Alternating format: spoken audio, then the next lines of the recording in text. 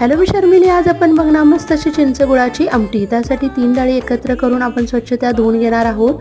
डाळी स्वच्छ धुवून घ्याव्यात, त्यानंतर आपण छोट्या कुकरमध्ये त्या लावून घेणार आहोत। शिट्टी करताना आपण एक गोष्ट लक्षात ठेवा की डाळी ओतू जातात, त्यामुळे त्यामध्ये एखादी जड वस्तू टाकली तरीही चालू शकते, म्हणजे चमचा वगैरे।